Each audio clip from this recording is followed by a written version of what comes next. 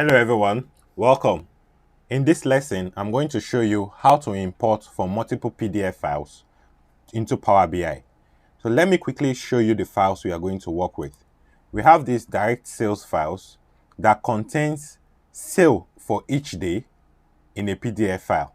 So let's view the sale for 1st January, for example. So we have this sale here.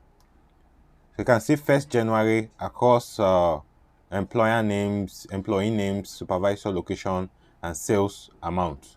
So we have these sales here, and this is how we get the file from the system for each day. So I got this file from an online source. I'm just going to show you that it's possible to put multiple PDF files together and import into Power BI. So we're just going to get the tables. There is a table part and there's a page part. So we're just going to get the table into Power BI. So let's quickly go into it.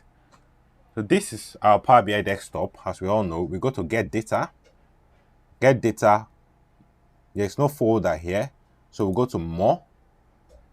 So as we did in the previous video where we got data from multiple files in a folder, but that time it was an Excel file.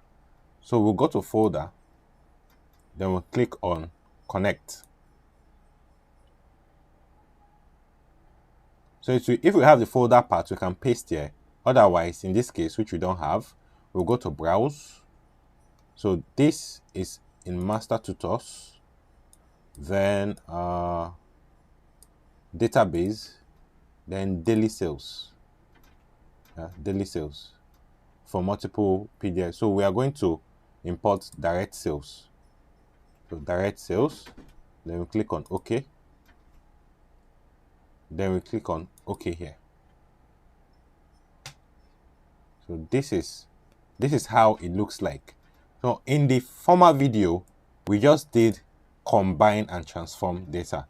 But in this case, we are not going to combine since we have two parts to it. We have the page part and the table part. So we are going to take the table part alone, and we are not going to import the page. So to do that, we hit on transform data. This will navigate us to a Power Query editor. Right?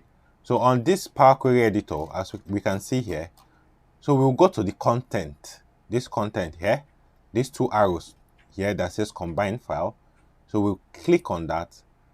That will bring another window where we will choose what we want to combine. Is it the table or is it the page?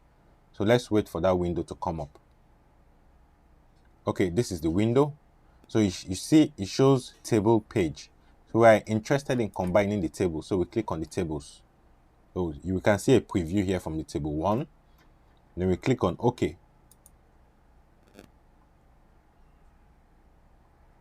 Okay, so it evaluates the table, just does its magic back end, combine everything, and bring the data out for us. So as we can see, let's just check the dates to confirm if we have multiple dates here. We can see 1st February, we can see multiple dates here. Yes, so we are good. So this first column might not, so this is just to confirm that all the files are imported. So we don't need this anymore. So we just right click and remove the column. So for column 1, we have null value here. Yeah, on the first, like this first looks like a header, as you can see from the file. So what we'll do is to remove, it doesn't look like a header, sorry. So we'll remove this so that this second row here will be our header. So to do that, we'll go to home, remove rows, then remove, okay, these columns. Let's go to remove rows, remove top rows. So top 1. So we're going to take the first row off. Click on OK. So the first row goes off. So now this looks like our header now. So we are going to make this first column, first row as header. So still on the home tab, then use first rows as header. Yeah, that is great. So let's check this is showing us our data quality. Like from view here, it's already checked the column quality. It's already checked here. Here is 95%, 95, here is 100. So we have to make, there are some empty rows makes up the 5%. So we have to remove the empty rows here. So there are two categories. There is null and there is this that is coming up also as a header here. So what we will do is to go to the filter pane. We can see it here. We can just take this null off. We can scroll down and also take the date off. Yeah, this is the header just repeating itself. We click on OK. So they are off. We can see everything is now giving us 100%, no error, no empty rows. So the next thing is to check our data type. So this is date. Date is supposed to be date, not ABC, not text. So we are going to click on that and change to date. So that is done. So employer name is text, is fine. ABC, supervisor ABC is fine. Location ABC is fine. Sales amount will be in number. So this will make it whole number. So let's recheck the date again. You can say from 1st of January 2020 up till 15th of February 2020. So click on OK. And we go to close and apply. Then we close and apply. Right. So we'll just wait for it to apply and we'll see our table on the fields right here. So it's applying day by day. So it has applied here. So let's just view our data a bit. So let's use a matrix table to view our data a bit. We'll bring our date here. So let's make this just date, no hierarchy. Then we'll bring our we'll bring our sales, unit sold. Yeah. Oh, I'm looking at perfume sales, not sorry. Let's go to direct sales. So I'm supposed to look at direct sales. So we'll bring our date.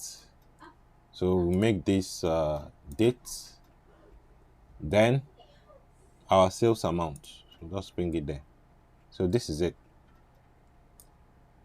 So when we enlarge this, we can see that this captures sales from 1st of January to 15th. So what happens when additional sales come in? This is what happens. So let's go to the folder. This is the folder we are connected to. Let's just go back. There's another folder here that are called other direct sales. So what if new sales come in, like for example 16, 17, 18? All you need to do is to click on these 3 sales, copy them, come to the direct sales folder, then you paste them there. So they are now updated here. When you go back to Power BI, all you just need to do is to refresh. So when you refresh, the data gets updated and you see sales for 16, 17, 18 updated on this table. Okay, so it has finished refreshing.